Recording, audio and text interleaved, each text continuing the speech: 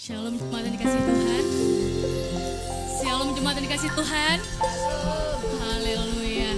Jemaat yang setia, hari ini kita berkumpul untuk memuji memuliakan nama Tuhan. Siapkan hatimu.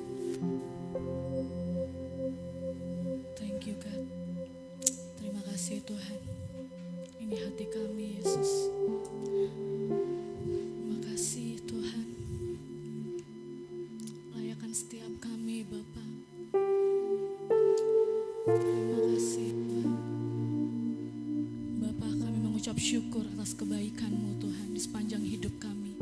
Hingga hari ini Tuhan, kami berkumpul Tuhan di tempat ini Tuhan, yaitu untuk mengangkat pujian penyembahan kami hanya bagi-Mu Tuhan. Urapi kami Tuhan, tiada yang terlewat satupun Tuhan. Tercurah Roh Kudus atas kami. Jesus, Jesus, in the name of Jesus. Amin. Mari jemaat Tuhan, kita angkat pujian kita. Yesus, padamu kami berseru. Tiada yang lain Tuhan.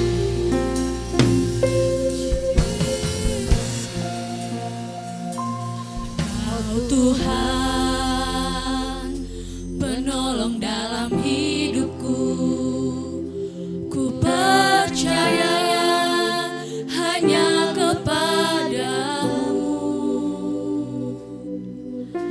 Kau pegang tanganku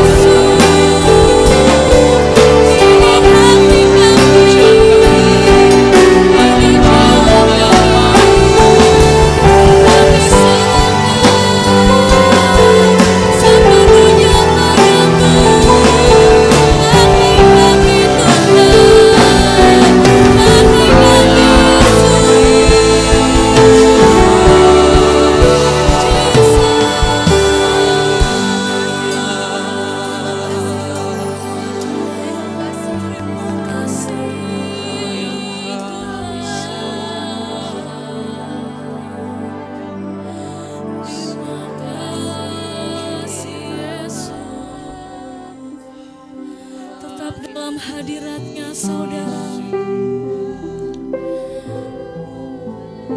Terima kasih Tuhan. Hanya padamu kami berseru Tuhan. Hanya bagimu Tuhan perlindungan kami. Hanya bagimu Tuhan pertolongan kami. Tiada Allah lain sepertimu Tuhan. Tiada Allah lain bagi kami Tuhan. Hanya padamu Yesus semua kemuliaan, segala hormat hanya bagimu Yesus.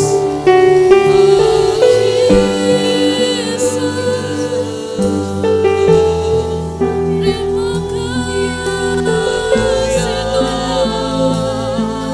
Ini ucapan syukur kami hanya bagimu, hanya bagimu Tuhan. Jesus.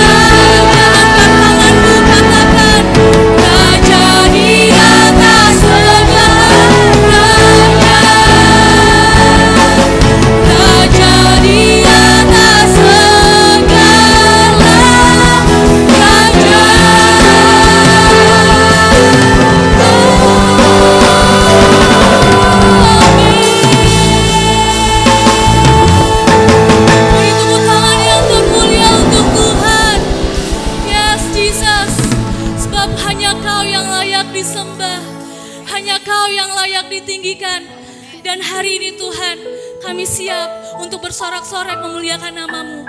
Yang siap memuji nama Tuhan, katakan amin. Haleluya. Berikan tepuk tangan lagi untuk Tuhan. Coba lihat kanan kirinya, ada sukacita, amin. Coba berikan senyum, kanan kirinya salam satu sama lain. Katakan, Tuhan Yesus luar biasa bagi hidupku dan kamu. Amin. Kita mau angkat pujian kita lebih lagi untuk Tuhan. Haleluya.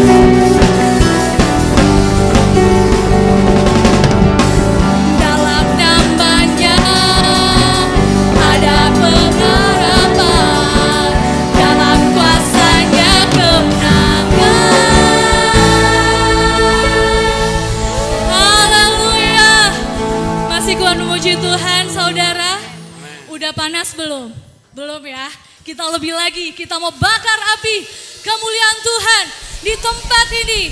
Aman di tangan-Mu. Haleluya.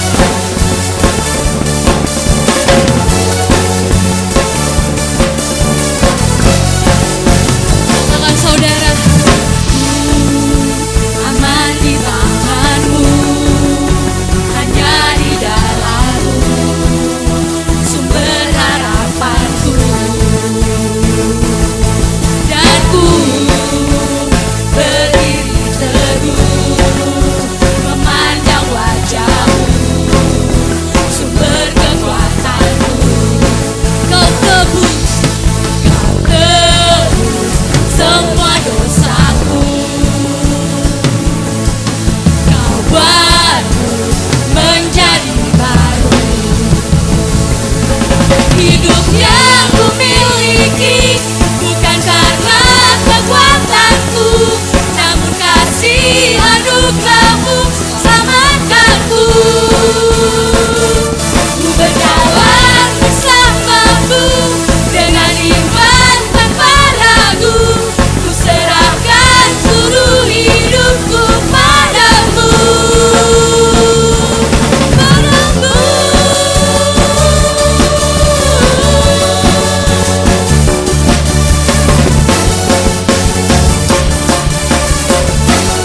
Mari katakan lebih lagi.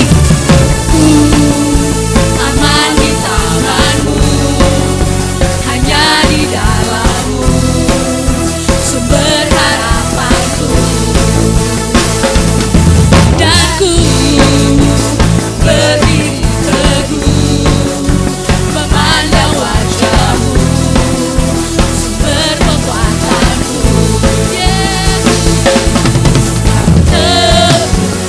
Semua dosaku, Dia buat kita menjadi baru. Yes, menjadi baru. Hidup yang ku miliki bukan karena kekuatanku, namun kasih anugerah-Mu selamatkanku. Ku berjalan bersama-Mu dengan iman tanpa ragu. Ku serahkan seluruh hidupku padamu. Hidup yang ku miliki bukan karena kekuatanku, namun kasih anugerah-Mu selamatkanku. Ku berjalan bersama-Mu dengan iman tanpa ragu. Ku serahkan seluruh hidupku padamu. Padamu.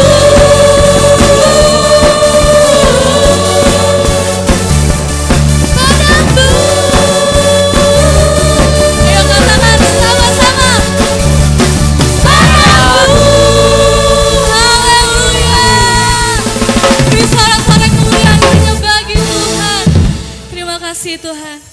Jemaat boleh silakan duduk.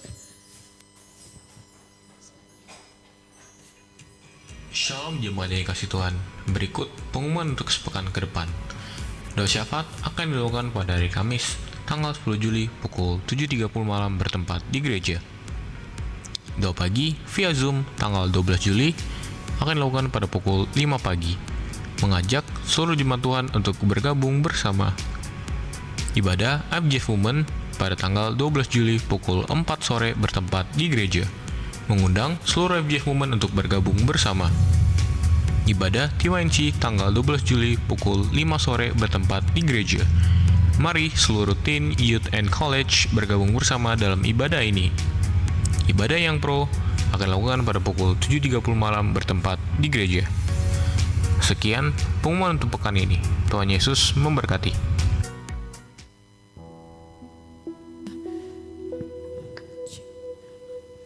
Kasih Tuhan. Kita akan sebelum kita mendengarkan sebagian dari firman Tuhan, kita juga nanti akan doa syafaat. Kita siapkan hati kita saudara. Terima kasih Tuhan. Kami mau tenang Tuhan, duduk diam di hadirat-Mu. Terima kasih Yesus. Ini iman setiap kami. Kami mau katakan Yesus baik, Yesus teramat baik bagi hidup kami.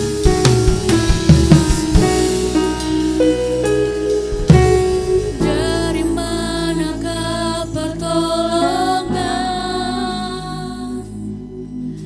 saat ku hilang harapan, namun selalu Dia bekerja, walau ku belum melihat. Tenanglah, Dia tak menanti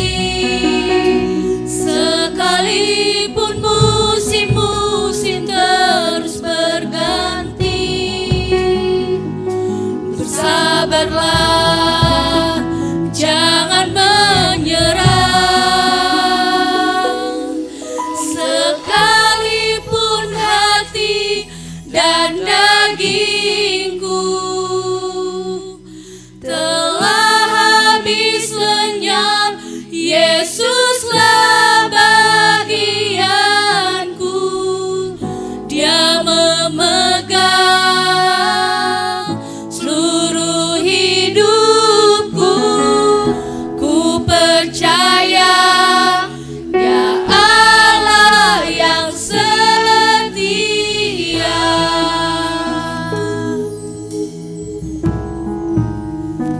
Amin. Saudaraku, mari kita satukan hati, kita berdoa, membawa setiap doa syafaat kita. Benar Tuhan, kami mau tetap tenang di hadirat-Mu Tuhan. Karena kami tahu Tuhan, Engkau Bapa yang setia di dalam segenap kehidupan kami Tuhan. Walaupun terkadang di dalam kehidupan kami Tuhan, kami tidak setia, tetapi Engkau selalu setia memberkati setiap kami anak-anak-Mu ya Bapa.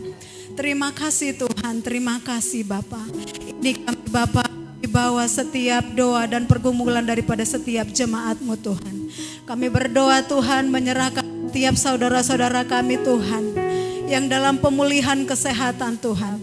Kami menyerahkan Pak Margiot Tuhan. Kami Tuhan Yesus. Kami berdoa buat Pak Cecep Tuhan, Pak Haryanto Bapak, buat Pak Charles Simatupang Tuhan, buat Willy Hiskia dan juga buat Baby Ken. Berdoa buat Yono yaitu Pak Handoko Tuhan, dan berdoa Mama dari Ibu Setra Tuhan. Pak, kami teramat yakin dan percaya Bapak, pertolongan Tuhan terus boleh ada memulihkan Tuhan kesehatan pada setiap saudara, sehingga kesehatan yang sempurna Tuhan menjadi bagian daripada setiap saudara-saudara kami ini ya Bapak. Terima kasih Tuhan. Terima kasih Bapak yang baik. Kami Tuhan berdoa juga menyerahkan Ibu Desma pada saat ini Tuhan. Sedang mengalami mengandung pada saat ini Tuhan. Kami berdoa Engkau memberkati kandungannya Tuhan. Engkau memberkati janin Tuhan yang ada di dalam kandungannya Tuhan. Sehingga Tuhan ketika waktunya nanti bersalin Tuhan, kami boleh melihat ibu dan bayinya Tuhan dalam keadaan sehat Tuhan, karena pertolongan Tuhan. Terima kasih Bapak, terima kasih. Kami juga berdoa pada saat ini Tuhan buat setiap saudara-saudara kami Tuhan yang sedang berlibur Tuhan, pulang kampung Bapak. Kami rindu Tuhan, Engkau memberkati perjalanan mereka dan sukacita yang daripadamu juga boleh ada bagi mereka Tuhan. Mereka temui juga di kampung Tuhan, boleh bersukacita Tuhan Yesus. Terima kasih Tuhan, terima kasih Bapak. Kami berdoa Tuhan, menyerahkan juga buat sebentar anak-anak kami Tuhan akan memasuki Tuhan tahun ajaran baru ya Bapa. Engkau memberkati setiap orang tua Tuhan. Tuhan, apapun yang dibutuhkan Tuhan untuk kebutuhan daripada anak-anak kami ini Tuhan, Tuhan cukupkan Bapa di dalam nama Tuhan Yesus. Terima kasih Tuhan, terima kasih. Kami berdoa juga buat setiap jemaat-Mu yang membutuhkan pasangan hidup Tuhan. Engkau memberikan Tuhan waktu yang tepat, pasangan yang sepadan bagi mereka ya Bapa. Dan yang membutuhkan pekerjaan juga Tuhan, pekerjaan yang terbaik sesuai dengan kapasitas setiap jemaat-Mu Tuhan. Engkau memberkati ya Bapa. Dan buat pergumulan ekonomi juga Tuhan, kami serahkan ke dalam tangan pengasihan Tuhan. Tuhan yang mencukupkan segala sesuatunya di dalam segenap kehidupan kami ya Bapa. Kami tahu Tuhan Engkau adalah sumber di dalam kehidupan kami Tuhan. Oleh karena itu kami bawa terus pengharapan kami ke dalam tangan pengasihan-Mu. Kami juga berdoa Tuhan buat setiap jemaat yang membutuhkan keturunan pada saat ini. Di dalam nama Tuhan Yesus, Engkau memberkati setiap kandungan ibu Tuhan yang membutuhkan anak Tuhan Yesus pada saat ini Tuhan. Terima kasih Bapa, terima kasih Tuhan Yesus. Berdoa Tuhan buat bangsa dan negara kami pada saat ini. Engkau memberkati bangsa kami Tuhan. Buat pemimpin-pemimpin kami ya Bapa, dari yang terendah sampai yang teratas Tuhan. Takut akan Tuhan biarlah ada di dalam kehidupan mereka Tuhan. Sehingga di dalam memimpin bangsa ini Tuhan, mereka boleh Tuhan melakukan Tuhan tugas dan tanggung jawab mereka masing-masing Tuhan, sesuai dengan bagian mereka ya Bapa. Terima kasih Tuhan. Engkau memberkati kota Batam juga, kota di mana kami tinggal Tuhan Yesus. Engkau memberkati pemimpin kota Batam Tuhan. Dan Engkau juga memberkati setiap rakyatnya kota Batam Tuhan, sehingga Tuhan kesejahteraan menjadi bagian kota Batam dan itu menjadi bagian kami ya Bapa. Terima kasih Tuhan, terima kasih. Kami bawa juga Tuhan, sebentar kami mau Bapa memberikan persembahan. Engkau memberkati tangan-tangan yang memberi Tuhan, dan juga Bapak juga memberkati yang belum dapat memberi Tuhan, dan Kau mengembalikan Tuhan berlipat-lipat kali ganda Tuhan, dan kami mau pergunakan Tuhan persembahan ini guna hormat kemuliaan bagi nama Tuhan. Terima kasih Bapak, terima kasih. Inilah yang menjadi doa dan permohonan kami Tuhan. Di atas semuanya Tuhan, bukan apa yang menjadi kehendak kami Bapa, tetapi apa yang menjadi kehendak-Mu itulah yang Engkau nyatakan di dalam segenap kehidupan kami. Terima kasih Bapa, dalam nama Tuhan Yesus kami berdoa mengucap syukur. Haleluya, amin. Dalam hadirat saudara, saya undang semua bangkit berdiri. Mari kita angkat pujian ini dari awal. Terima kasih Tuhan.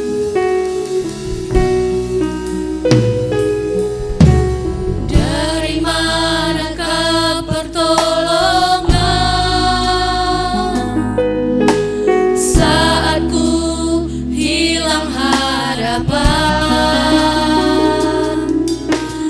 namun selalu Dia bekerja. Walau ku belum melihat, tenanglah, Dia tak menanti. Sekalipun musim-musim terus berganti,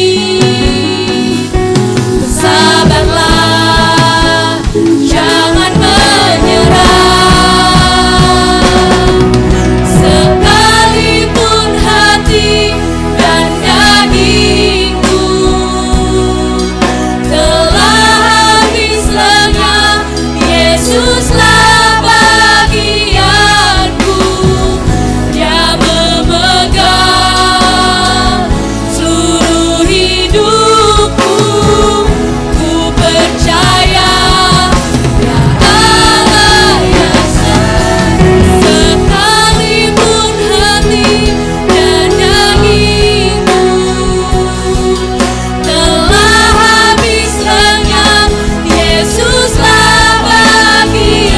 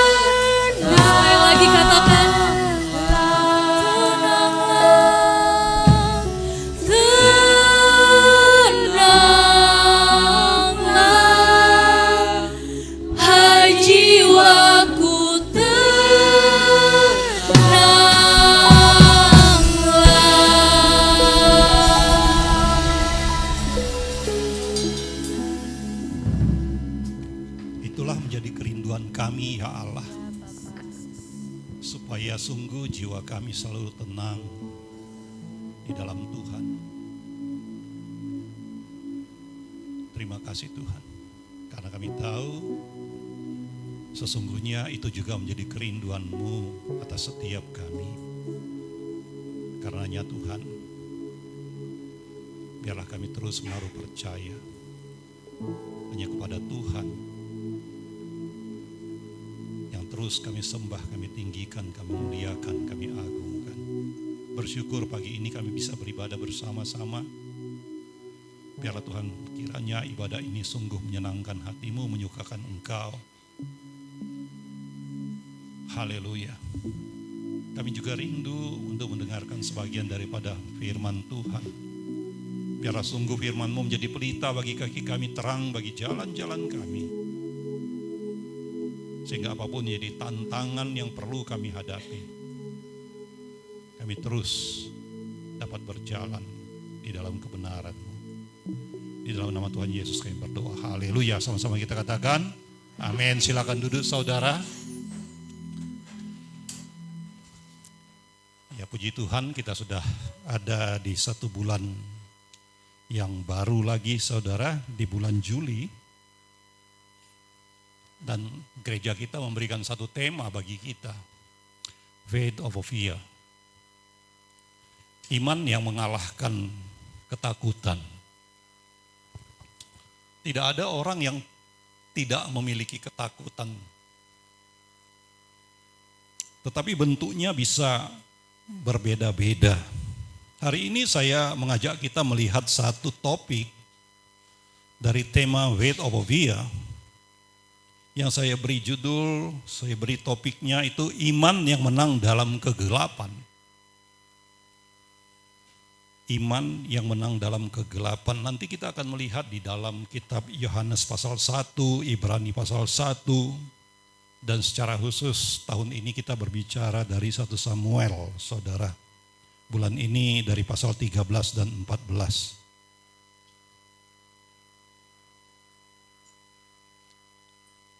Pernahkah saudara berada dalam situasi di mana segala hal tampak tidak terkendali? Sepertinya nggak ada yang nyaman. Tadi kita katakan tenanglah hai jiwaku, kita mengajak jiwa kita tenang. Tetapi kok kondisi yang kita hadapi sepertinya penuh gelombang. Ada angin badai. Ada hal-hal yang begitu mendesak. Dalam hidup memang sering kita dihadapkan pada momen yang bentuknya mungkin krisis. Ketakutan itu menjadi lebih nyata kelihatan daripada harapan. Sehingga kalaupun kita katakan tenanglah hai jiwaku, sepertinya aduh gimana ya. Suara Tuhan sepertinya enggak kedengaran. Seolah-olah Tuhan itu diam saja. Kalau bulan lalu kita berbicara tentang meminta ya yang benar. Kita sudah minta, kita merasa itu apa yang kita minta itu benar. Tapi kok sepertinya enggak ada perubahan. Tuhan kok seperti diam saja. Saudara, pada saat-saat seperti inilah iman kita benar-benar diuji. Ya. Apakah kita mau tetap percaya meskipun kelihatan tanda-tanda itu enggak menunjukkan ada perbaikan, kondisi belum membaik, gelombang masih tetap ada, persoalan masih itu juga.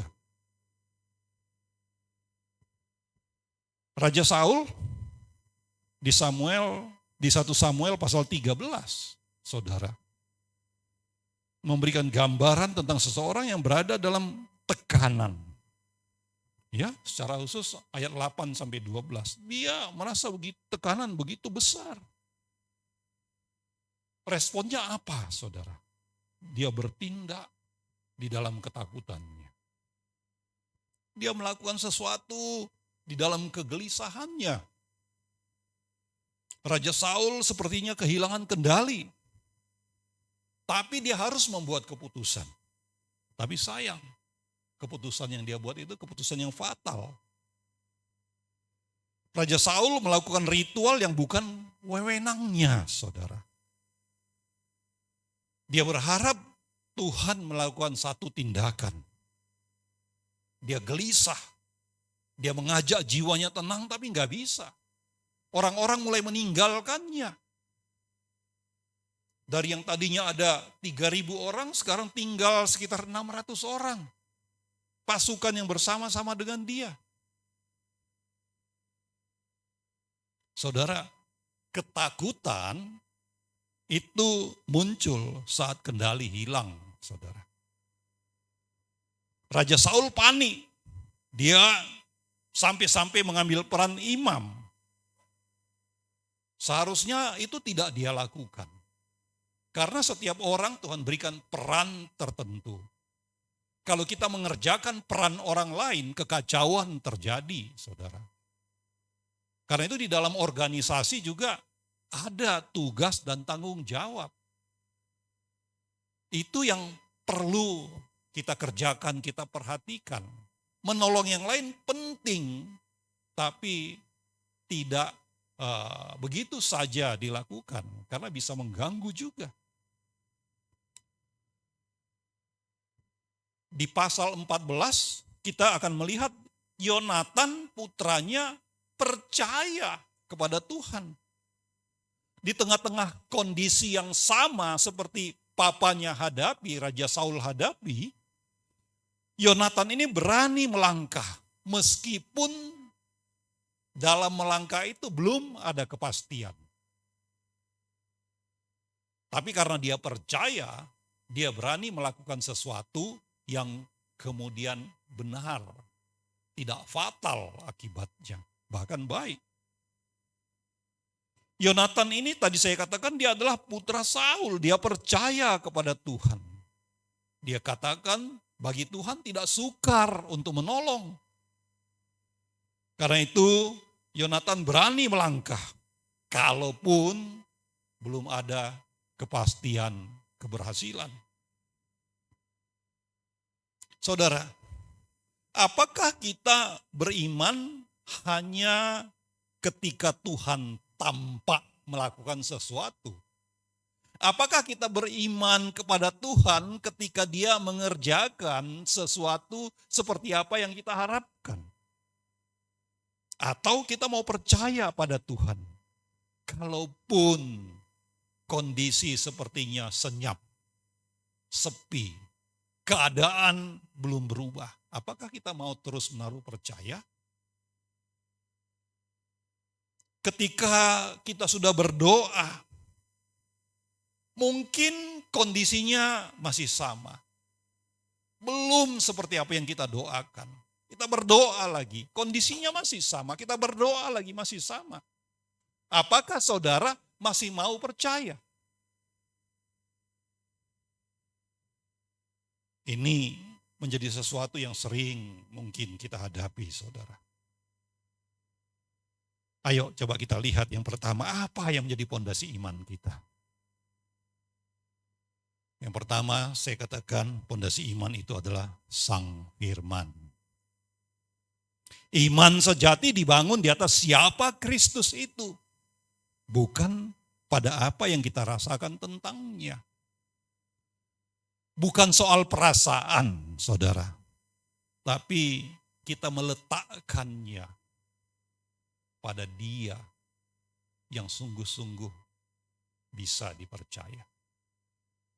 Ayo kita mau meletakkan iman kita itu pada Kristus, bukan pada yang lain. Iman bukan berdiri di atas suasana, tapi berakar pada otoritas kekal, Sang Firman, saudara, Yesus Kristus Tuhan. Yohanes pasal 1 ayat 1 sampai 3 katakan pada mulanya adalah firman. Firman itu bersama-sama dengan Allah dan firman itu adalah Allah. Ia pada mulanya bersama-sama dengan Allah. Segala sesuatu dijadikan oleh Dia, dan tanpa Dia tidak ada suatu apapun yang telah terjadi dari segala yang telah dijadikan. Pada mulanya adalah Firman. Firman itu adalah Allah. Segala sesuatu dijadikan oleh Dia, saudara. Yohanes 1 ayat 1-3 ini mengajak kita sungguh menaruh percaya kita. Firman itu adalah Allah. Ayo kita letakkan percaya kita, iman kita itu pada Sang Firman. Karena segala sesuatu dijadikan oleh Dia. Dari yang tidak ada dijadikannya ada. Hanya dengan perintah Firman, saudara. Sesungguhnya, kalaupun Yesus pernah belum terlihat secara fisik di bumi, ketika segala sesuatu belum dijadikan, tapi Dia ada, saudara.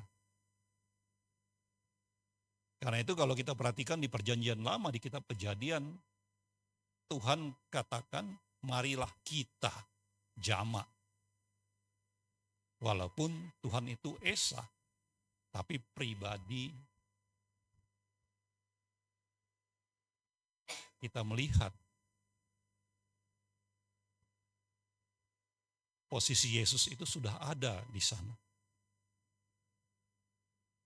Kemudian ketika akhirnya Yesus datang, beberapa waktu di bumi terlihat secara fisik, kemudian juga hanya beberapa tahun, sekitar 33 tahun kemudian tidak terlihat lagi. Kalaupun Yesus tidak terlihat, sesungguhnya Dia ada.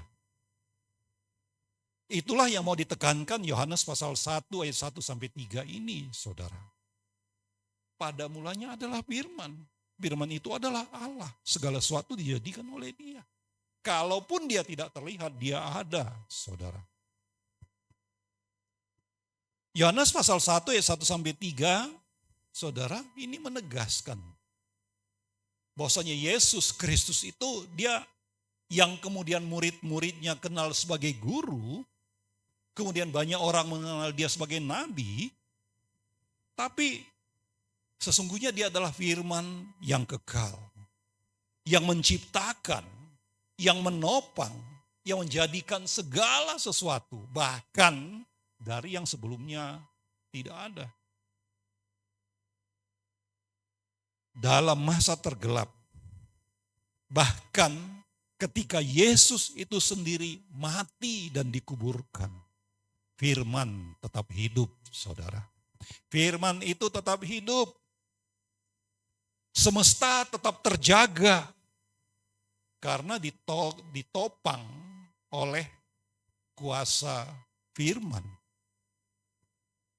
Mungkin kita sering berpikir, saudara, Tuhan menopang kita itu hanya ketika situasi terkendali.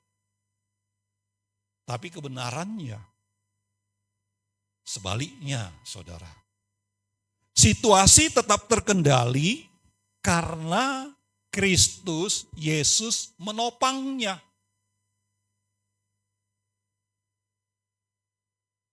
Bahkan dalam keheningan, saudara, Firman itu tetap bekerja.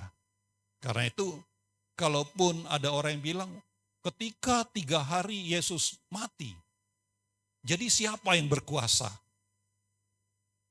Firman tetap ada, saudara. Firman itu hidup. Yesus datang ke tengah-tengah dunia dalam Dia mengambil rupa manusia. Rupa manusianya boleh mati. Tapi tadi firman Yohanes 1:1-3 mengajak kita melihat firman itu ada selama-lamanya. Ibrani pasal 1 ayat 3 bagian A katakan begini, Ia adalah cahaya kemuliaan Allah dan gambar wujud Allah dan menopang segala yang ada dengan firman-Nya yang penuh kekuasaan. Firman-Nya itu ada selamanya, penuh kuasa. Karena itu tidak ada waktu di mana Tuhan tidak berkuasa. Dia terus berkuasa, saudara. Dia menopang segala sesuatu dengan firman-Nya. Yesus itu bukan sekedar tokoh sejarah. Dia tidak pernah meninggalkan tampuk pemerintahan. Dia terus ada memerintah, saudara. Kalaupun secara fisik saudara tidak melihatnya. Enggak banyak orang yang melihatnya secara fisik. Hanya sekitar 33,5 tahun dia ada dalam bentuk, dalam rupa manusia di bumi. Mereka yang ada pada musim itu, pada zaman itu yang melihatnya dalam rupa manusia seperti kita. Sebelumnya, apakah dia tidak ada? Dia ada. Setelahnya, apakah tidak ada? Ada. Sampai saat ini dia ada, saudara. Dia adalah firman yang menjadikan segalanya. Dia menopang segala sesuatu dengan kuasanya. Ketika tubuhnya terbaring dalam kubur, keilahiannya, ketuhanannya enggak pernah absen, saudara. Ini menjadi dasar kita.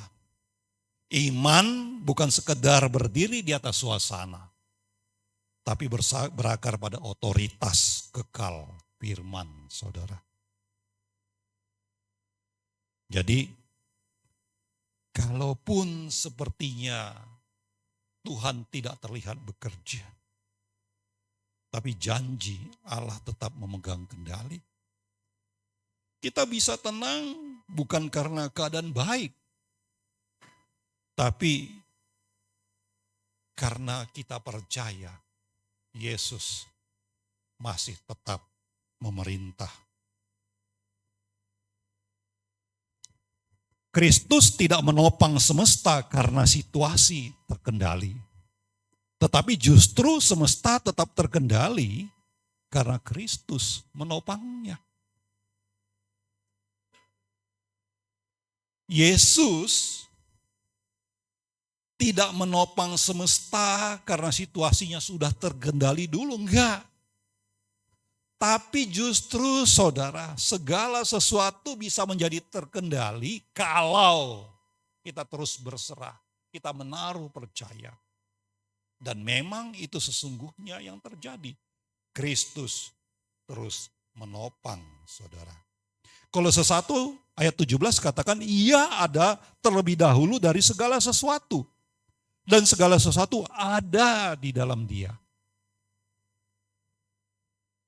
Jadi orang, manusia, jagat raya boleh belum ada, tapi dia sudah ada. Ia ada terlebih dahulu dari segala sesuatu. Dan segala sesuatu ada di dalam dia. Dia jauh lebih besar. Dia jauh lebih berkuasa. Jadi pada bagian pertama ini, saudara, kita perlu pahami Kristus adalah pondasi iman yang tidak pernah berubah.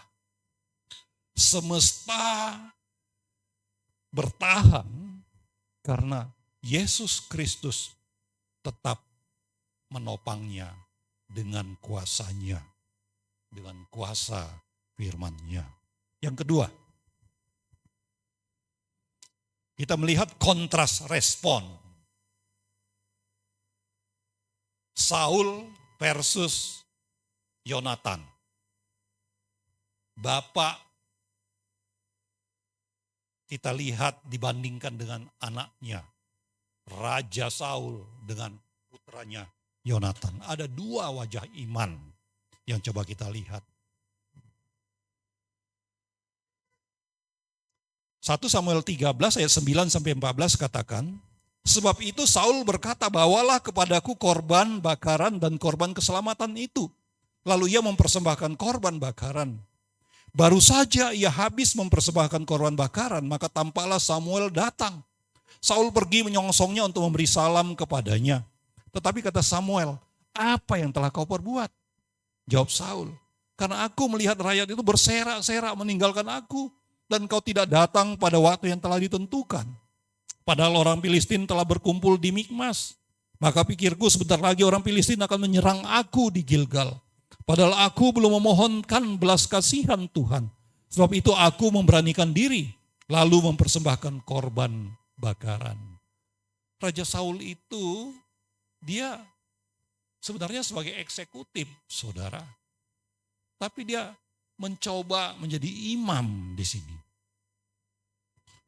Melakukan ritual mempersembahkan korban bakaran. Dia memohonkan belas kasih Tuhan. Sebetulnya ini bukankah pekerjaan baik? Ini pekerjaan baik, saudara. Berikan persembahan. Mohon belas kasih Tuhan. Baik. Tapi kalau dilakukan dengan motif yang salah, kembali lagi ke tema kita beberapa bulan yang lalu ya saudara.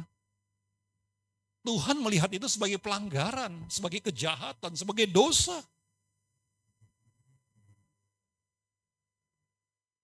Apalagi yang kelihatan seolah-olah pekerjaan baik tadi yang Raja Saul lakukan, sebenarnya itu dipersiapkan oleh Allah sebelumnya untuk dikerjakan siapa? Samuel yang mengerjakan itu tugasnya.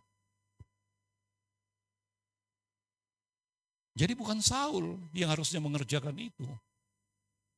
Karena itu kembali lagi Efesus 2:10 itu perlu benar-benar kita pahami saudara. Ada banyak pekerjaan baik. Tapi kita harus tahu siapa yang mengerjakannya. Ini pekerjaan baik dilakukan Raja Saul, tapi Tuhan melihat sebagai pelanggaran, sebagai kesalahan, sebagai dosa, saudara. Kadang kita pikir kita beribadah, tapi Tuhan anggap itu sebagai kebodohan. 1 Samuel pasal 13 ayat 9-14 katakan, kata Samuel kepada Saul, perbuatanmu itu bodoh.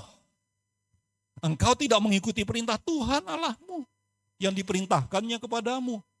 Sebab sedianya Tuhan mengokohkan kerajaanmu atas orang Israel untuk selama-lamanya. Tetapi sekarang kerajaanmu tidak akan tetap. Tuhan telah memilih seorang yang berkenan di hatinya dan Tuhan telah menunjuk dia menjadi raja atas umatnya. Karena engkau tidak mengikuti apa yang diperintahkan Tuhan kepadamu. Tidak mengikuti perintah Tuhan artinya tidak menaruh iman, tidak mengimani saudara. Kegiatan yang dilakukan hanya mengendalikan pikiran tanpa iman. Lewat firman ini kita lihat kebodohan saudara. Seolah-olah bagus, baik, tapi Tuhan melihat sebagai kebodohan. Konsekuensi dari salah membuat keputusan yang dilakukan Raja Saul sangat berat. Posisi raja dicopot saudara. Mungkin di hadapan manusia dia masih kelihatan raja. Tapi di hadapan Tuhan, dia adalah seorang hina karena melakukan kebodohan. Apa yang seharusnya dia tidak kerjakan. Karena itu tugas dan tanggung jawab itu penting diperhatikan, saudara. Jadi dalam 1 Samuel pasal 13 ayat 9-14 tadi saudara, kita lihat bagaimana ketakutan bisa membuat Saul mengambil kendali yang seharusnya bukan miliknya.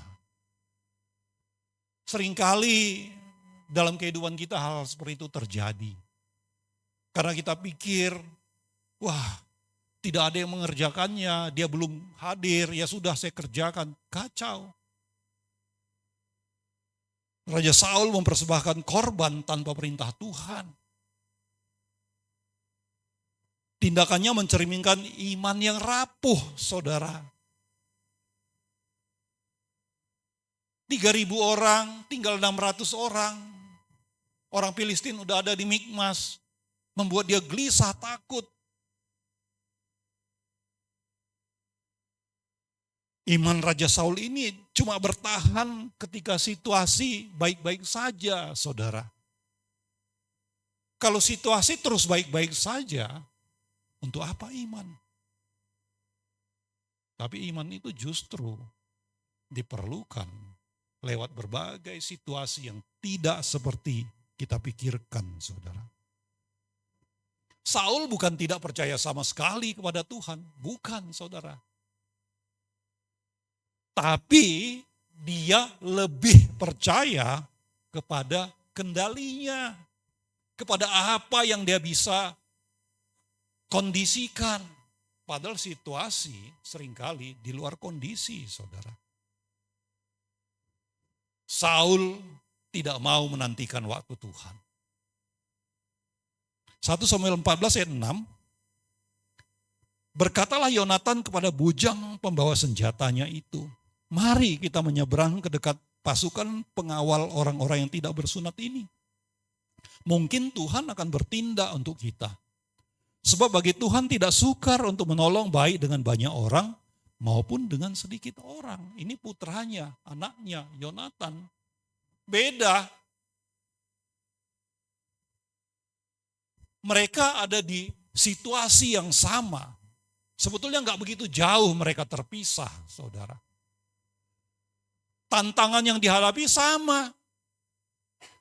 Yonatan juga melihat orang Filistin udah begitu banyak di Mikmas. Akan menyerbu, akan menyerang mereka. Itu juga yang sesungguhnya dihadapi Raja Saul. Tapi lihat apa yang dikatakan Yonatan. Bagaimana dia meresponi suasana yang sama itu. Mungkin Tuhan akan bertindak untuk kita. Sebab bagi Tuhan tidak sukar untuk menolong baik dengan banyak orang maupun dengan sedikit orang.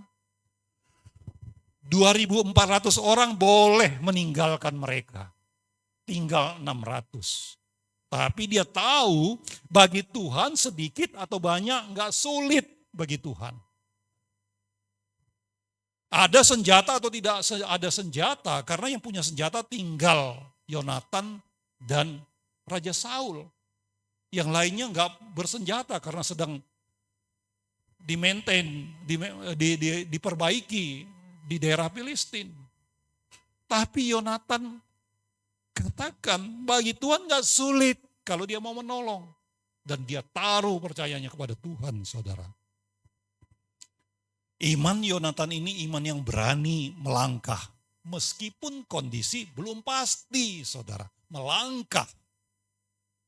Dia taruh percayanya kepada Tuhan, kemudian dia melangkah. Bukan baik dulu kondisinya baru melangkah, tapi letakkan percaya kita kepada Tuhan. Ketika kita sakit, letakkan percaya kita dalam kondisi sakit kita, Tuhan akan menguatkan, akan meneguhkan. Apa yang mau kau percayai? Kesembuhan. Letakkan itu kepada Tuhan. Melangkah. Jangan menjadi tinggal diam, saudara. Yonatan ini berbeda dengan ayahnya. Dia menunjukkan iman yang aktif. Kalaupun jaminan keberhasilan belum ada. Tapi dia mau melangkah. Dia melangkah dengan berani. Bukan karena tahu apa yang akan terjadi. Dia belum tahu. Tapi karena dia tahu siapa Tuhannya, saudara. Karena itu dia katakan, sebab bagi Tuhan tidak sukar untuk menolong. Bagi Tuhan tidak sukar untuk menolong apapun kondisi saudara sekarang. Tidak ada orang yang tidak pernah mengalami persoalan. Tapi bagaimana meresponinya bisa berbeda-beda, saudara. Dan firman ini mengajak kita, bagi Tuhan tidak sukar untuk menolong. Percayai itu. Taruh iman kita di atas itu, saudara. Yonatan melangkah berani. Karena dia tahu siapa Tuhannya. Ini iman sejati, saudara. Kita tahu siapa Tuhan kita. Kita tahu siapa Kristus itu. Dia sudah ada sebelum segala sesuatu ada. Dia yang menopang segala sesuatu dengan firman-Nya, dengan kuasa firman-Nya. Percaya bahkan ketika pandangan kita terbatas untuk melihat. Seperti Yonatan. Ayo kita mau seperti itu, saudara. Kita taruh percaya kita itu kepada Tuhan. Tapi kita berani seperti itu kalau sungguh kita mengenal Tuhan itu, saudara. Karena itu saya sangat sering mengajak kita, ayo ambil waktu setiap hari bersama dengan Tuhan. Karena kalau saudara sering bersama-sama dengan seseorang, saudara akan semakin mengenal dia, semakin mengenal dia. Kalau kita semakin punya waktu dengan Tuhan, kita akan semakin mengenal dia. Sehingga akan lebih mudah bagi kita menaruh iman percaya kita kepada Tuhan, saudara. Coba kita lihat dua kondisi Saul dan Yonatan, saudara. Saul itu dia karena sudah ditinggalkan orang, Samuel belum kelihatan, dia takut, dia gelisah, dia gerasa gerusu, dia berjalan mondar-mandir. Kemudian dia bertindak melakukan sesuatu yang bukan bagiannya. Dia mempersembahkan korban bakaran yang seharusnya Samuel yang lakukan. Dia hilang arah, saudara. Berbeda dengan anaknya Yonatan. Yonatan percaya Tuhan pasti sanggup menolong. Karena itu Yonatan katakan, ayo melangkah. Dia ajak satu orang yang bersama-sama dengan dia, ayo kita melangkah. Satu orang saja loh. Walaupun dia tahu di Mikmas itu sudah begitu banyak pasukan musuh. Tapi dia katakan, ayo melangkah. Dia melangkah, saudara. Dia bergerak dalam iman. Kenapa? Karena Yonatan mengenal karakter Tuhan. Karena Yonatan tahu kuasa Tuhan. Karena Yonatan dia kenal siapa Tuhannya. Ini dua kontras, saudara. Wajah iman yang sangat berbeda, saudara. Apakah kita mau menaruh iman percaya kita ketika kondisi bisa kita kendalikan? Atau kita mau tetap menaruh iman percaya kita ketika badai di Danau Galilea bergejolak, seperti ketika murid dan Yesus ada di dalam sampan.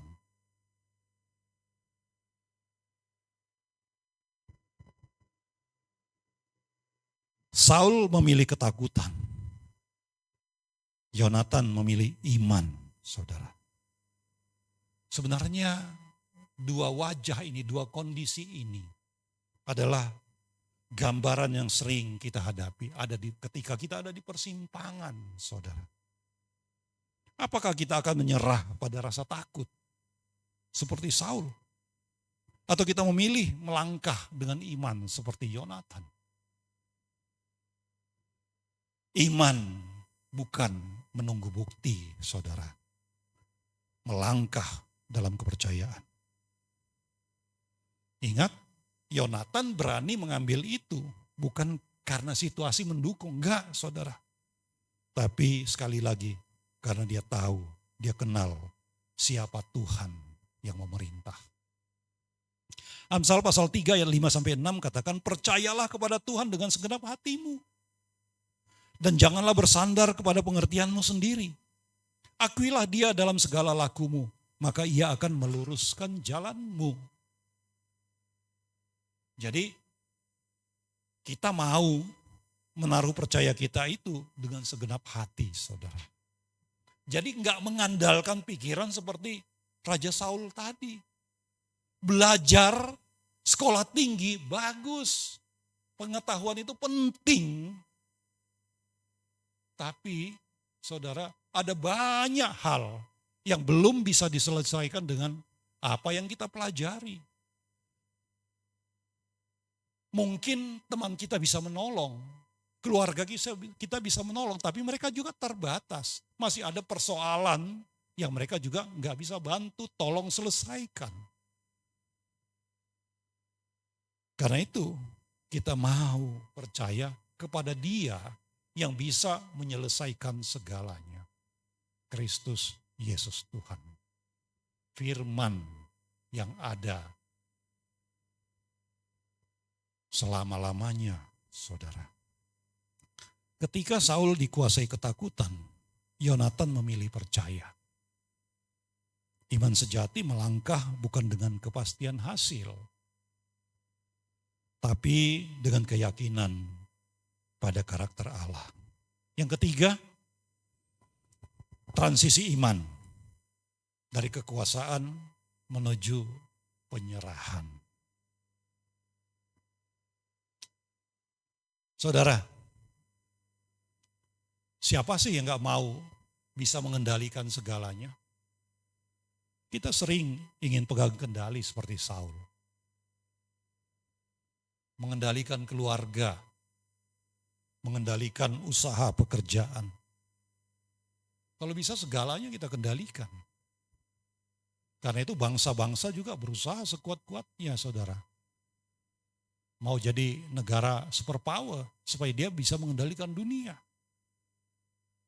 Tapi kita ingat, iman sejati melepaskan kendali dan mempercayai bahwa Kristus Tuhan walau gak selalu terlihat, tapi tetap menopang, tetap berdaulat, saudara, tetap berkuasa. Dalam kontras yang tajam, Yonatan berserah kepada kehendak Tuhan. Enggak seperti papanya yang mencoba mengendalikan segala sesuatu. Walaupun tugasnya dia lakukan. Enggak seperti itu, saudara. Yonatan berserah kepada kehendak Tuhan. Meskipun itu berarti menyerahkan hidupnya. Nanti saudara baca. Pasal 13, pasal 14, 1 Samuel. Dia berani melangkah. Ayo diajak, firman Tuhan kata bujangnya, yang penolongnya, hambanya, pengawalnya, hanya berdua, ayo kita naik. Dia mengandalkan Tuhan, saudara. Bisa-bisa dia dihabisi di sana. Menyerahkan nyawa. Tapi karena dia percaya kepada Tuhan, kalau dia sudah melakukan langkah pertama, Tuhan akan tuntun langkah kedua dan selanjutnya, saudara. Iman yang bertumbuh adalah iman yang sadar bahwa manusia bukan pusat kendali. Enggak ada satupun manusia yang bisa menjadi pengendali segalanya, saudara. Nah, ayo kita diajak untuk melepaskan kontrol. Kita memilih tunduk kepada otoritas Tuhan, saudara. 1 Samuel pasal 14 ayat 8-10 katakan, kata Yonatan, perhatikan, kita menyeberang ke dekat orang-orang itu dan memperlihatkan diri kepada mereka. Seolah-olah menyerahkan nyawa, saudara. Apabila kata mereka kepada kita begini, berhentilah sampai kami datang kepadamu, maka kita tinggal berdiri di tempat kita dan tidak naik mendapatkan mereka. Tetapi apabila kata mereka begini, naiklah kemari, maka kita akan naik. Sebab kalau demikian Tuhan telah menyerahkan mereka ke dalam tangan kita.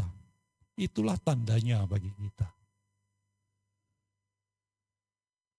Yonatan taruh percayanya kepada Tuhan, kemudian dia melangkah. Saudara, setelah itu dia menantikan Tuhan mau katakan apa. Tuhan katakan sesuatu lewat musuh di atas, saudara. Nanti kalau kata orang itu berhenti, ya berarti kita berhenti. Tapi kalau kata orang itu naik, nah ini tanda dari Tuhan. Ayo. Dia serahkan percayanya, dia melangkah, dia nantikan Tuhan mau katakan apa. Dia tidak lagi mengandalkan pikirannya. Strategi perang, gak ada 2 lawan ribuan orang, saudara. Tapi bersama dengan Tuhan menjadi mungkin, saudara.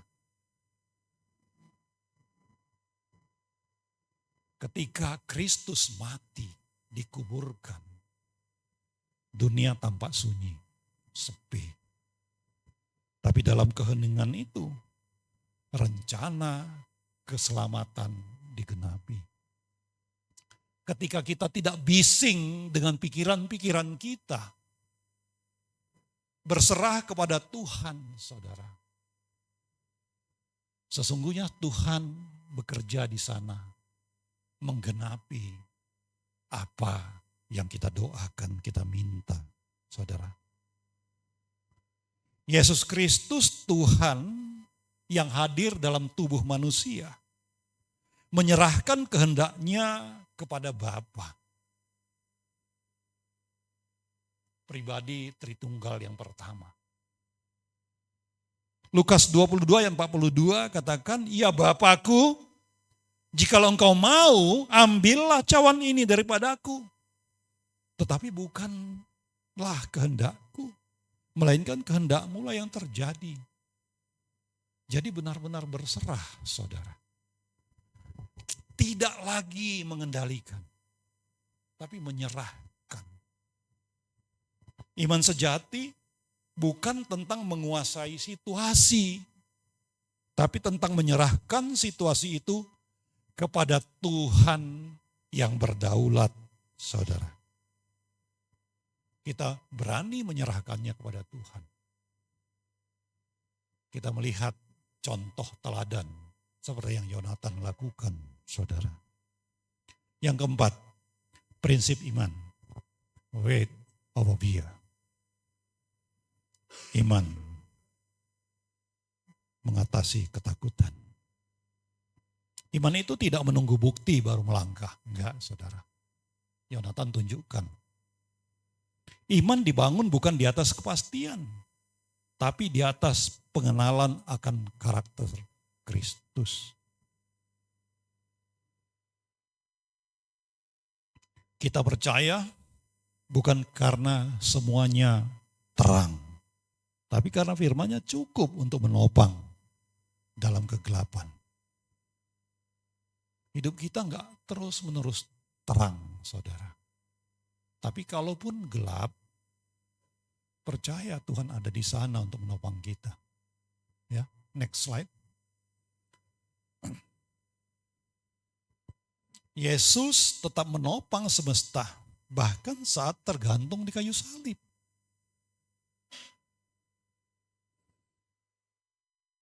Ketika Tuhan terasa diam, bukan berarti dia absen. Dia ada, dia hadir, saudara. Dia sedang bekerja. Kalaupun terlihat hening, kalaupun keadaan seolah-olah belum berubah, dia bekerja di sana, saudara. Karena itu kita belajar seperti Yonatan. Tidak perlu lihat bukti hasil dulu, tapi mau percaya. Kita lepaskan kendali kepada Tuhan, tunduk kepada otoritas firman Tuhan. Sekali lagi, ayo setiap hari bersama-sama dengan Tuhan, baca firman-Nya. Firman itu adalah Allah. Kita percaya bukan karena semuanya terang, bukan karena semuanya sudah kita ketahui, saudara. Karena itu ayo bergerak dalam kondisi senyap hening. Mau terus percaya penuh kepada Tuhan yang terus menopang. Persoalan mungkin masih ada, tapi kita percaya dia menopang kita untuk menyelesaikan persoalan itu.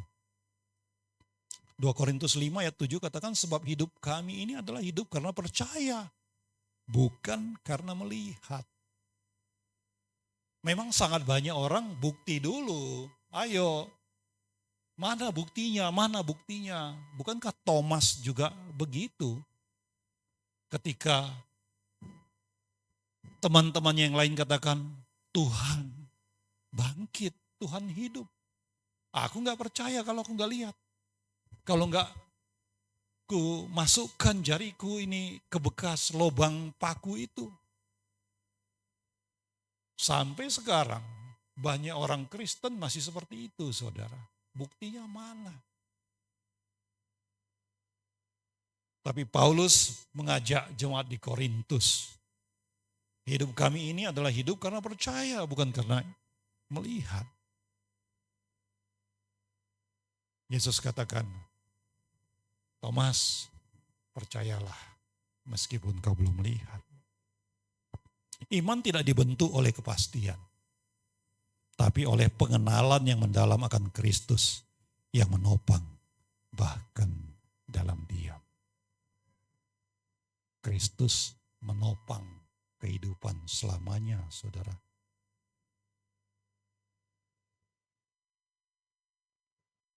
Saudara, kondisimu seperti apa sekarang? Keadaan yang kita hadapi seperti apa sekarang?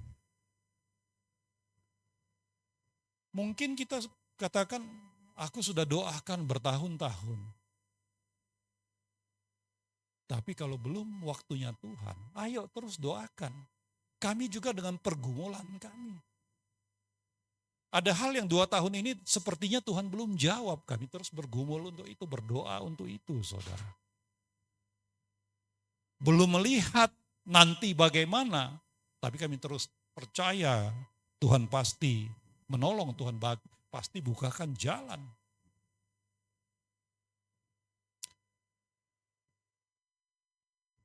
Apakah saudara seperti Saul cepat bertindak buat jalan sendiri, takut? Atau saudara mau seperti Yonatan, percaya meskipun belum melihat hasil? Ketika Kristus terasa diam, ia tidak sedang tidur, saudara. Ia sedang bekerja dalam keheningan. Ayo terus berjalan dalam iman. Bukan dengan pandangan. Firman Kristus pasti tetap menopang setiap kita, saudara. Hari ini kita belajar, Kristus adalah pondasi iman yang tidak berubah. Semesta bertahan karena dia tetap menopangnya dengan kuasa firman-Nya. Yang kedua, ketika Saul dikuasai ketakutan, Yonatan memilih percaya. Iman sejati melangkah bukan dengan kepastian hasil, tapi dengan keyakinan pada karakter Allah. Itu di slide berikutnya ya saudara. Iman sejati bukan tentang menguasai situasi, tetapi tentang menyerahkan situasi itu kepada Tuhan yang berdaulat. Next slide ya. Iman tidak dibentuk oleh kepastian, tapi oleh pengenalan yang mendalam akan Kristus yang menopang bahkan dalam diam. Haleluya. Kita tundukkan kepala, saudara. Bapa, terima kasih. Kau baik ya Allah. Ada banyak ketakutan yang mungkin datang melanda kehidupan Tuhan. Tapi firman-Mu hari ini mengajak kami supaya kami mau terus percaya kepadamu. Menaruh iman percaya kami hanya kepada Tuhan yang hidup kekal selama-lamanya. Yang ada dari dahulu sekarang bahkan sampai selama-lamanya. Engkau menopang segala sesuatu dengan firman-Mu. Biarlah firman-Mu itu hidup di dalam kami hidup di dalam firman-Mu. Sehingga iman percaya kami seperti apa yang kami dengarkan lewat kebenaran firman-Mu hari ini akan menang. Kalaupun kami menghadapi kegelapan. Iman percaya kami akan menang. Karena Engkau yang terus menopang kami. Terima kasih Tuhan, terpujilah Engkau. Haleluya. Berkati firman-Mu, berkati setiap umat-Mu untuk terus hidup di dalam iman percaya padamu ya Allah. Dalam nama Yesus kami berdoa. Amin.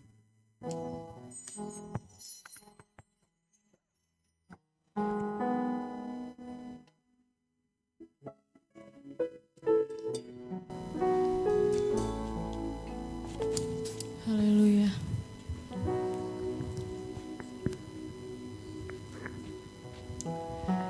Firman Tuhan tercurah atas kita, amin. Saudara, iman kita tetap teguh dan fondasi iman kita adalah Yesus Kristus, amin. Sebentar kita juga akan melakukan perjamuan kudus. Kita siapkan hati kita fokuskan hidup kita hanya kepada Tuhan. Oleh kuasa darah-Mu.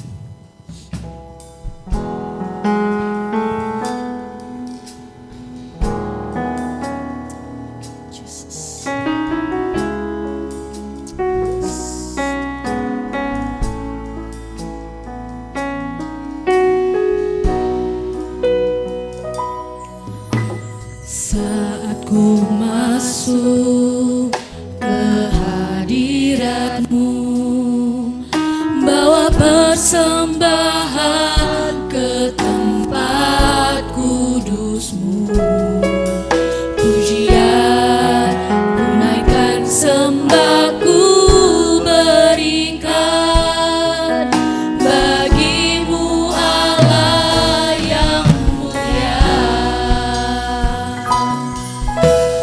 Kau layakkan ku menghampirimu, melihat tata kemuliaan-Mu Tuhan.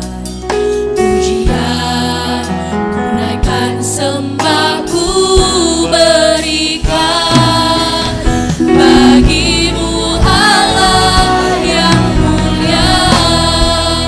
Oleh kuasa darah-Mu, Kau telah tebus dosaku.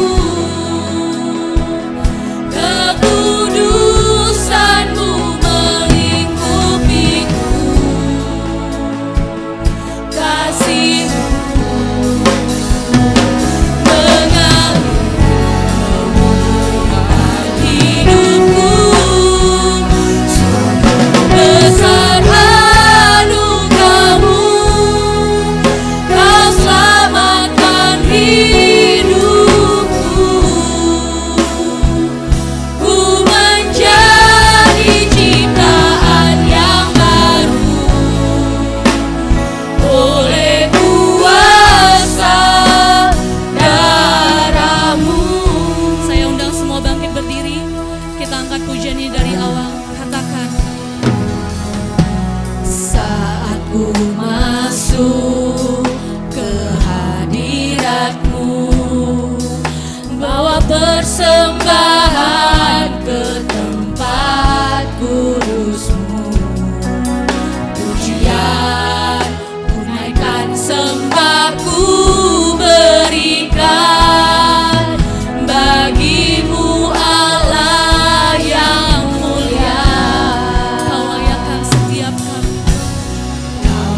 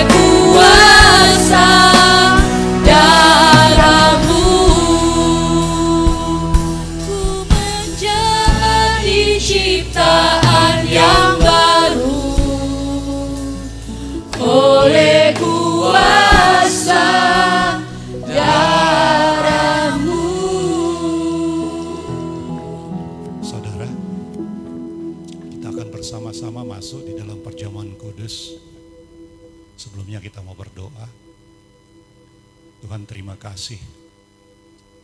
Kau begitu baik bagi setiap kami ya Allah. Biarlah kami terus menaruh percaya kami hanya kepada Tuhan, Allah kami yang hidup selama-lamanya, yang terus memperhatikan kami, mau menolong kami, menyertai kami, tidak membiarkan kami. Allah keselamatan kami, terpujilah Engkau ya Tuhan. Haleluya. Biarlah sungguh kami menaruh iman percaya kami juga kepada Tuhan. Bahwasanya Engkau mau Tuhan ada di dalam persekutuan dengan kami. Terima kasih Tuhan, dalam nama Yesus kami berdoa. Amin. Saudara, sebelum kita memakan roti dan minum anggur, saya bacakan firman Tuhan kepada kita. Maka kata Yesus kepada mereka, Aku berkata kepadamu, sesungguhnya jikalau kamu tidak makan daging anak manusia dan minum darahnya, kamu tidak mempunyai hidup di dalam dirimu. Barang siapa makan dagingku dan minum darahku, ia mempunyai hidup yang kekal, dan aku akan membangkitkan dia pada akhir zaman. Sebab dagingku adalah benar-benar makanan, dan darahku adalah benar-benar minuman. Barang siapa makan dagingku dan minum darahku, ia tinggal di dalam aku, dan aku di dalam dia. Haleluya.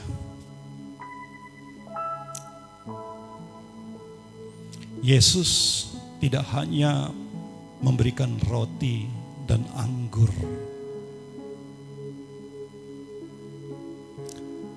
tetapi dia juga memberikan dirinya di kayu salib.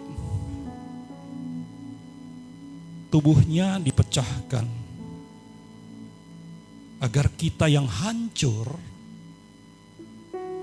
yang penuh persoalan, yang banyak permasalahan, yang sepertinya tidak memiliki pengharapan, dipulihkan. Darahnya tercurah agar setiap kita yang berdosa dibenarkan. Kalau engkau mengakui dosamu kepada Tuhan, Dia membenarkanmu. Perjamuan kudus ini merupakan undangan untuk mengalami kasih Tuhan.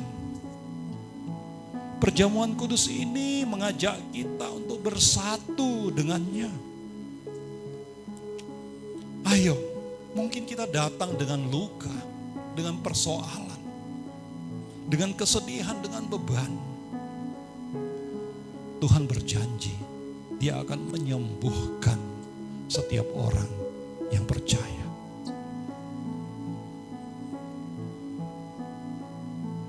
Ayo kita angkat roti di atas tangan kita, dengan tangan kita. Sebelumnya kita mau mendengarkan firman Tuhan. Sebab apa yang telah aku teruskan kepadamu telah aku terima dari Tuhan, yaitu bahwa Tuhan Yesus pada malam waktu Ia diserahkan mengambil roti, dan sesudah itu ia mengucap syukur atasnya. Ia memecah-mecahkannya dan berkata, inilah tubuhku yang diserahkan bagi kamu. Perbuatlah ini menjadi peringatan akan aku. Kita memakan bersama-sama di dalam nama Yesus.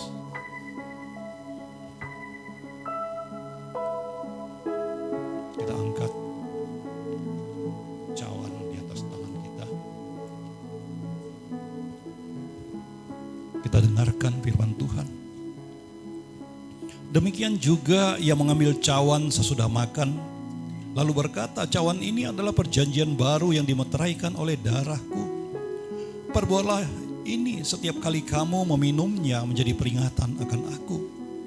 Sebab setiap kali kamu makan roti ini dan minum cawan ini, kamu memberitakan kematian Tuhan sampai Ia datang. Haleluya. Mari kita minum bersama-sama, saudara.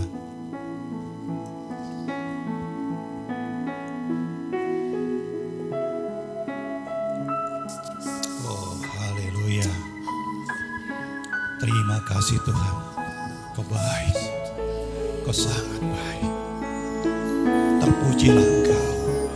Engkau Allah yang hidup. Engkau Allah yang menang. Terima kasih Tuhan. Kami mengucap syukur. Engkau baik. Engkau memberikan. Engkau curahkan untuk kebaikan kami. Terpujilah. Haleluya.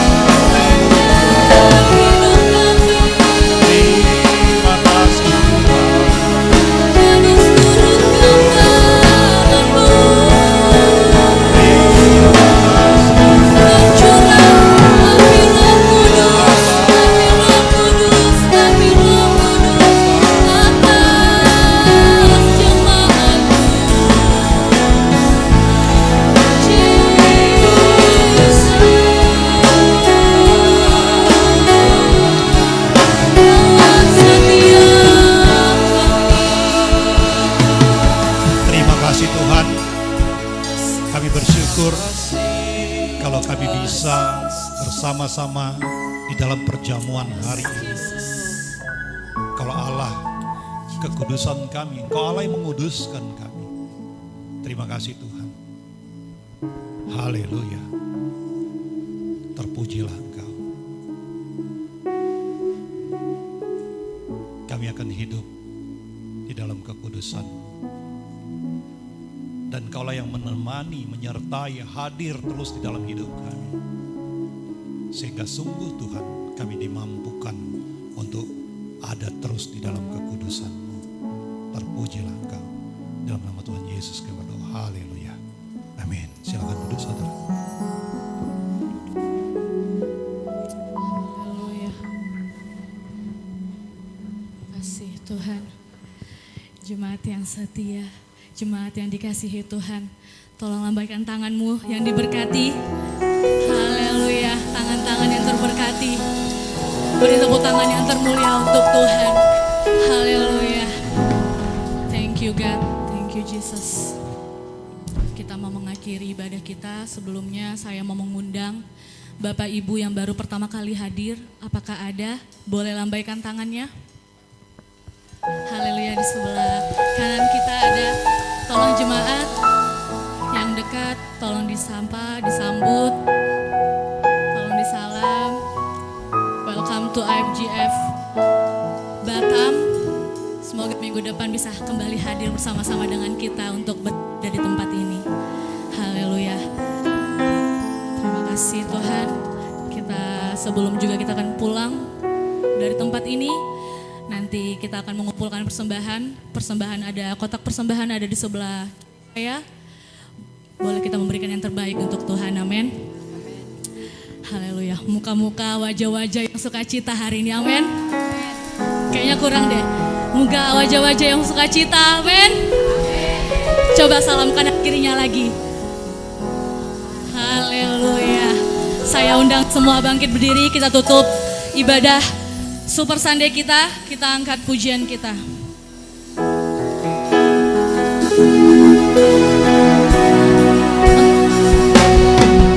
Engkau Tuhan ku tinggikan, yang bangkit dan menang, Yesus Kristus Tuhan.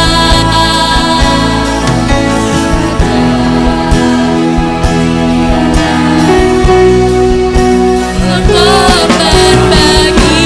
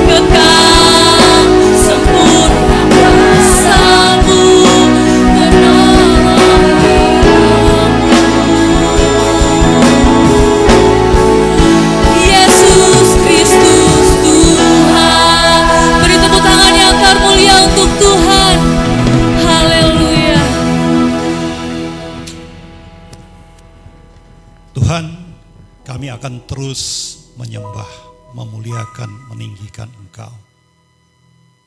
Karena Engkau layak menerima itu semua.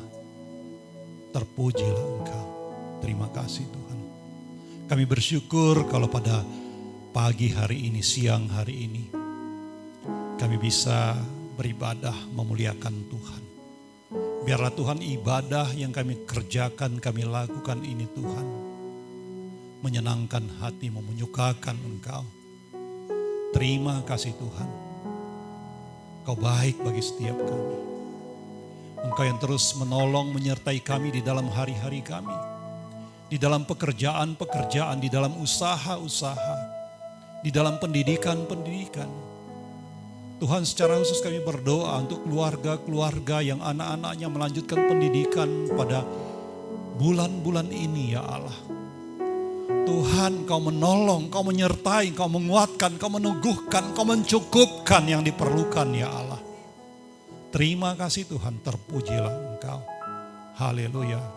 Kami terus berdoa biarlah setiap mereka yang ada di dalam pendidikan, mereka akan dapat mengikuti pendidikannya dengan baik ya Allah. Berhasil karena Tuhan. Terpujilah Engkau. Bapa, kami berdoa untuk teman-teman kami yang tidak bersama-sama dengan kami hari ini. Secara khusus mereka yang ada di dalam satu perjalanan misi ke Sicawar Tuhan, yang mungkin akan kembali pada hari ini. Tuhan terus menyertai, menolong mereka.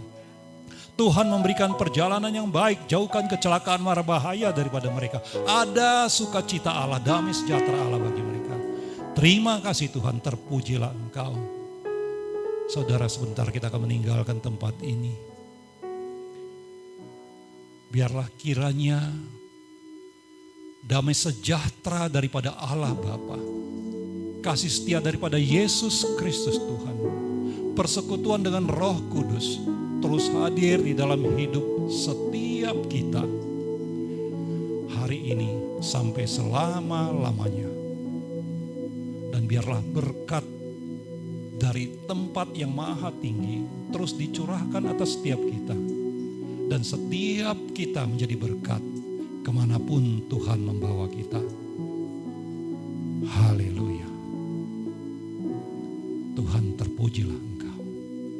Di dalam nama Yesus sama-sama kita katakan amin.